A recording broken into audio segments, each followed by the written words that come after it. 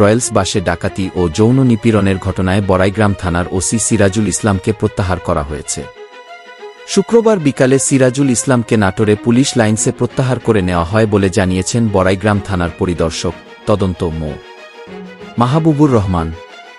এ বিষয়ে রাজশাহী রেঞ্জের উপমহাপুলিশ পরিদর্শক ডিআইজি মোহাম্মদ শাহজাহান বলেন, বাসে ডাকাতি ও নারী যাত্রীদের শ্লীলতাহানির ঘটনায় ভুক্তভোগীরা থানায় গিয়ে সেবা পাননি, যে কারণে তাকে ওসিকে প্রত্যাহার করা হয়েছে।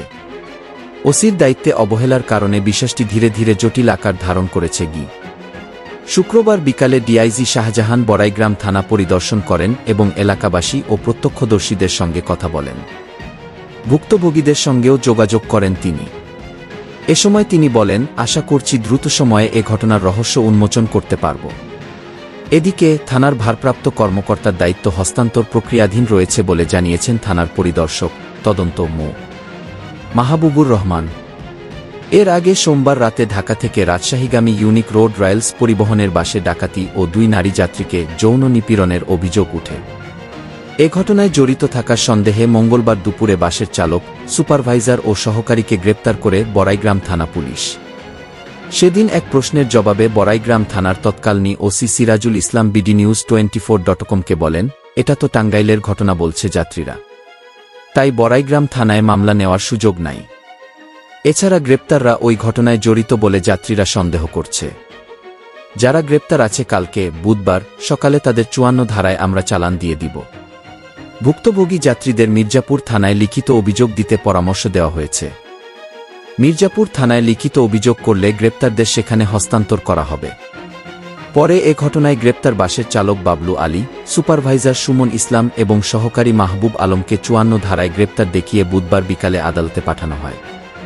সন্ধ্যায় জুডিশিয়াল ম্যাজিস্ট্রেট আদালতের বিচারক তৌহিদুর রহমান সুমন শুনানি শেষে তাদের জামিনে মুক্তির আদেশ দেন বলে সাংবাদিকদের জানান কোর্ট ইন্সপেক্টর মোস্তফা কামাল। মামলাটি ফৌজদারি কার্যবিধি 54 ধারার হওয়ায় এবং আসামিদের বিরুদ্ধে অপরাধের অভিযোগ সুনির্দিষ্ট না থাকায় আদালত তাদের জামিনের আদেশ দেন বলে জানান তিনি। এদিকে চলন্ত বাসে ডাকাতি ও নারী যাত্রীদের যৌন নিপীড়নের ঘটনা সংবাদ মাধ্যমে প্রকাশের পর থেকে দেশজুড়ে ব্যাপক সমালোচনা শুরু হয়। ঘটনার রাতে বাসে ডাকাতি ও নারী যাত্রীদের যৌন নিপীড়নের বিষয়ে মির্জাপুর থানায় জানানো হলেও তারা কোনো ব্যবস্থা নেয়নি বলেও অভিযোগ করেন ভুক্তভোগীরা। পরে ঘটনার 3 দিন পর শুক্রবার দুপুরে টাঙ্গাইলের মির্জাপুর থানায় মামলা হয়েছে। বাসটির যাত্রী নাটোর জেলার বড়াইগ্রামের ওমর আলী বাদী হয়ে মামলাটি করেন বলে জানান মির্জাপুর থানা ওসি মো. মোশাররফ হোসেন। মামলার নথি থেকে জানা যায়, সোমবার রাত 11টায় ঢাকার গাবতলী থেকে বাসটি রাজশাহীর উদ্দেশ্যে ছেড়ে আসে। পথে গাজীপুরের কালিয়াকির থানা এলাকায় বাসটি থামিয়ে যাত্রীবেশে 8 থেকে 9 জন ডাকাত বাসে ওঠে অস্ত্রের মুখে চালককে জিম্মি করে বাসের নিয়ন্ত্রণ নেয়। পরে ডাকাতরা বাসটিকে টাঙ্গাইলের দিকে নিয়ে চালাতে থাকে। মির্জাপুর থানাধীন সোহাগপাড়া এলাকায় নিয়ে রাত 1:45টার দিকে ডাকাতরা যাত্রীদের অস্ত্রের ভয় দেখিয়ে ডাকাতি শুরু করে। যাত্রীদের টাকা পয়সা ও সোনারূপার গহনা ছিনিয়ে নেয়। ডাকাতরা অস্ত্রের মুখে প্রায় 3 ঘণ্টা ধরে বাসটিকে বিভিন্ন স্থানে ঘুরিয়ে ডাকাতি ও নারী যাত্রীদের শ্লীলতাহানি করে নেমে যায়।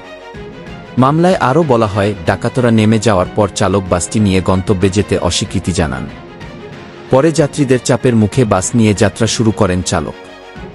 এ ঘটনায় যাত্রীরা বাসের চালক ও স্টাফদের জড়িত থাকার সন্দেহ করেন। মঙ্গলবার বেলা 11টার দিকে যাত্রীরা বাসটিকে নিয়ে বড়াইগ্রাম থানায় নিয়ে যান।